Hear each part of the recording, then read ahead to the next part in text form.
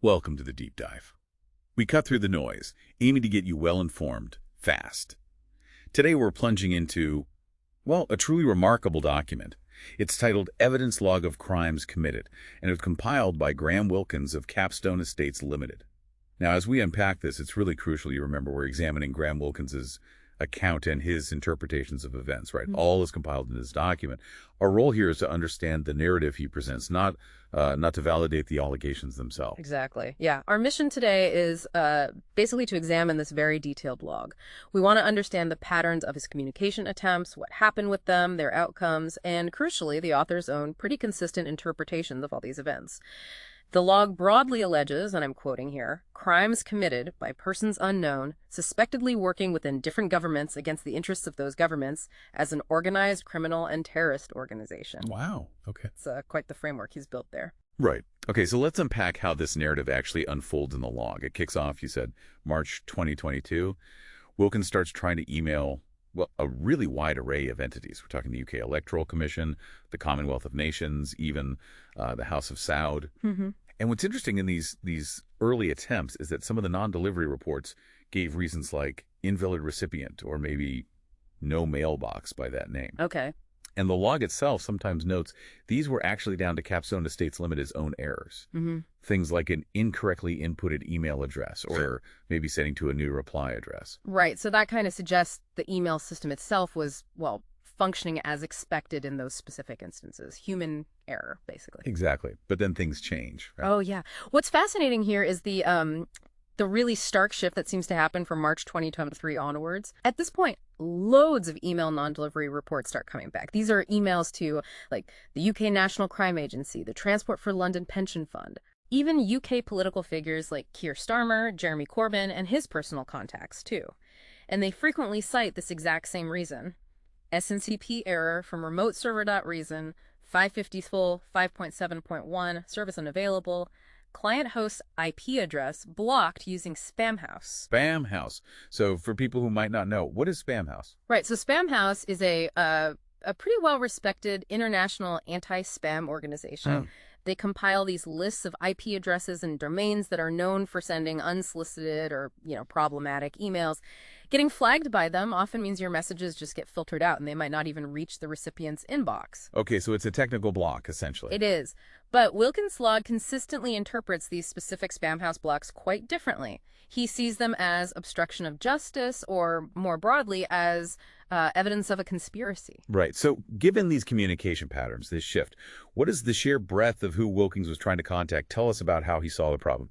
I mean, he certainly wasn't shy about who he was trying to reach or what he was trying to say. No, absolutely not. He was casting an incredibly wide net, clearly believing the problem was, well, pervasive. Hugely pervasive. If you look at UK national security, for instance, he reported on corruption by UK Police MI5, that's the UK security service, and also a suspected criminal conspiracy operating across several UK institutions. And he sent these reports to bodies like the IOPC, the Police Watchdog, the NCA, the National Crime Agency, the Ministry of Defense, too. He even sent urgent national security reports to the Home Secretary and tried sending them via the Prime Minister's website. And it wasn't just UK-focused, was it? It sounds like he saw this as a global issue. Totally, yeah. If you connect this to the bigger picture, he sent communications about national world energy security and even something called free energy.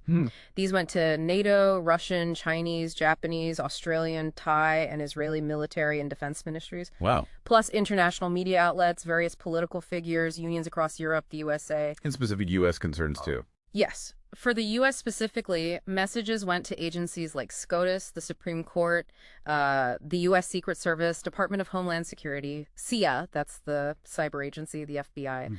These included reports of anti-USA cyber attacks and even a claimed threat to the White House. Okay. And there were financial allegations, too. An alleged currency and other asset classes manipulation scheme within the CIA was reported to Interpol, UNPOL, the UN Police, the SEC, and the UK's FCA. This is where it gets, well, really interesting regarding his claims about how these messages were actually handled, beyond just email blocks. The log also details alleged instances of website hacking, even physical incidents. Right. Wilkins asserts his attempts to use official contact forms, like the ones for the White House or the UK Prime Minister, were blocked or hacked. And he claims to have photographic evidence for the PM site being hacked. Mm-hmm. There's even a note about a mobile phone being stolen in Brussels, and another phone apparently ceasing to work right after he recorded video evidence of this alleged website hacking. Yeah, and this raises an important point about how he interprets, third-party involvement in all this. The document highlights two specific reports he sent to HackerOne. Now, HackerOne is a U.S.-hosted platform that handles vulnerability reporting, including for UK national defense and security. Okay. These reports detailed, quote, the prevention of an urgent national security message reaching the Royal Military Police Force UK, and also reduced ability to send national security messages to the British Army. HackerOne's response: they close these reports as spam. Okay, standard procedure perhaps for unsolicited reports. Perhaps, but Wilkins' log describes this action by HackerOne as, and again I'm quoting, complicity in anti-UK conspiracy or non-secure, having been hacked by hostile enemy actor and thus guilty of criminal negligence. A very specific interpretation. So based on all these perceived patterns, the email blocks, the website issues, the HackerOne response, his log repeatedly asserts these really specific overarching conspiracies. Exactly. Things like anti-Commonwealth of Nations conspiracy, anti-Kingdom of Saudi Arabia conspiracy, anti-USA conspiracy, and just general obstruction of justice in both the UK and USA. Wilkins identifies himself in the log as a private detective and ex-law enforcement. He states he's investigated the Vatican, UK, or USA governments, who he suspects, quote, seem to work together. Right. Well, this has been quite a deep dive into a truly remarkable chronicle. So you've heard about Graham Wilkins' really persistent communication attempts and his consistent interpretation of what he saw as systematic blockages, all detailed within this log. Yeah, this document really does present a unique narrative. It's one individual's sustained effort to deliver information on what he believes are urgent national and international security matters. And it chronicles his consistent interpretation that these efforts are being deliberately, thwarted by some vast coordinated network.